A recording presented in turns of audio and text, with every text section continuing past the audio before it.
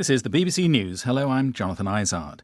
The Spanish city of Barcelona has ground to a halt with a general strike underway and large protests against the prison sentences imposed this week on separatist leaders.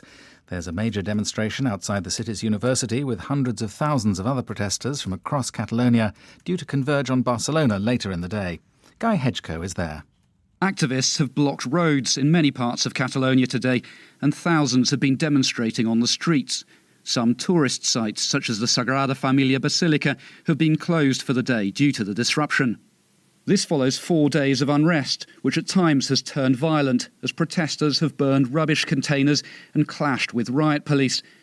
Meanwhile, a football match between Real Madrid and Barcelona, due to be played here in the Catalan capital in a week's time, has been postponed. President Erdogan of Turkey says that Syrian Kurdish fighters have begun withdrawing from the border between the two countries in line with a deal under which the Turks have halted a major offensive.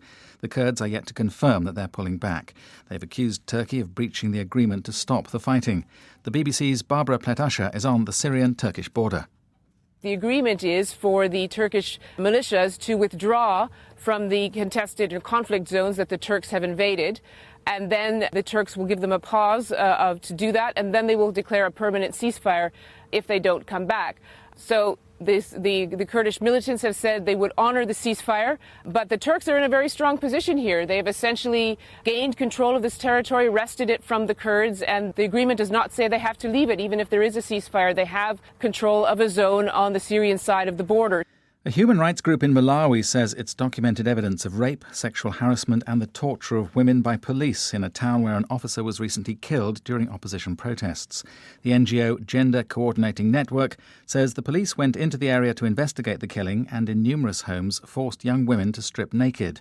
The rights group has interviewed victims including a 16-year-old girl who was raped by a policeman and a newly married woman who was sexually assaulted.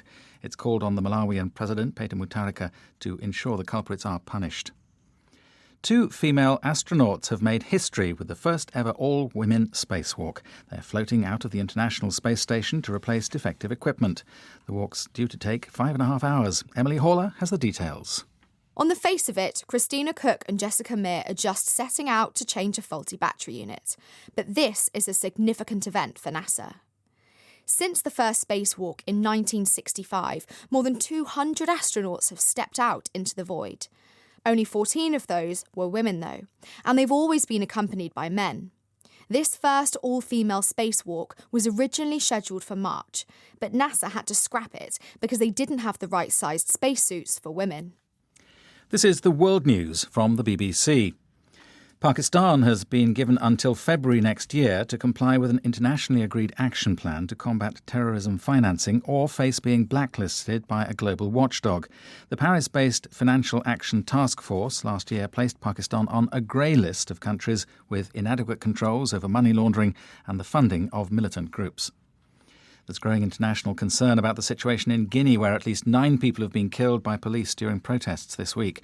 Demonstrators oppose plans to amend the constitution to allow President Alpha Condé to run for a 3rd term. In a joint statement, the UN, the EU and the West African regional body ECOWAS have called for urgent dialogue between the government and the opposition. The British Prime Minister Boris Johnson is attempting to drum up parliamentary support for the Brexit deal he's secured in Brussels before an extraordinary sitting on Saturday. He says he's confident MPs will approve the deal, despite its rejection by the opposition parties and the government's key backers in Northern Ireland, the DUP. Much of Mr Johnson's energy will be spent trying to persuade hardline Brexiteers in his own Conservative Party. Rob Watson is our political correspondent.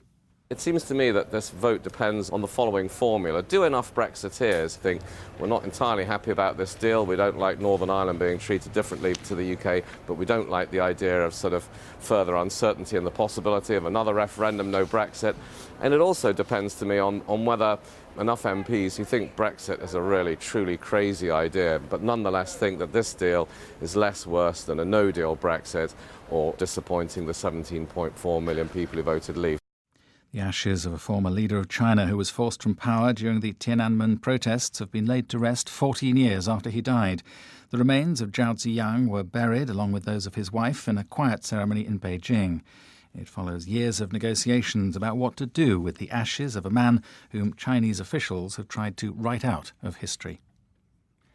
BBC News.